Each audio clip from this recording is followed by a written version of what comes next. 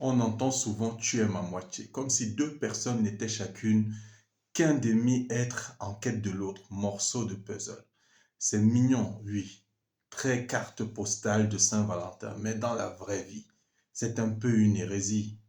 Parce qu'en gros, ça voudrait dire que sans quelqu'un, on est en mode version d'essai, limité bancal et probablement pas compatible avec les mises à jour de la vie quotidienne.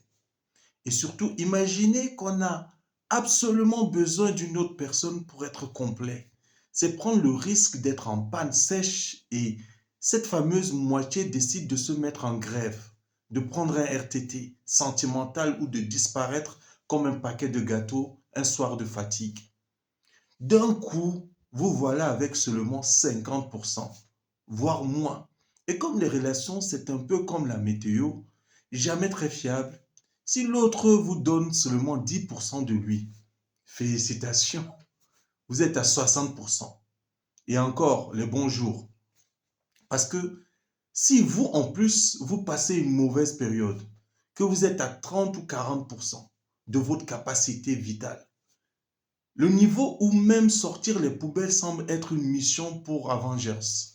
Eh bien, avec les 10% de l'autre, vous restez à 30 ou 40%. En clair, vous vivez au bord du gouffre sans harnais ni assurance. C'est pour ça qu'à mon avis, il vaut mieux entrer dans une relation en mode 90%. Minimum, voire 100% si affinité. Comme ça, l'autre n'est pas là pour vous réparer, mais pour vous apporter un petit supplément de bonheur, un bonus, un DLC émotionnel en quelque sorte. Bref, un surplus, pas une béquille. Alors arrêtons de dire tu es ma moitié. Disons plutôt tu es mon surplus, mais un surplus de luxe.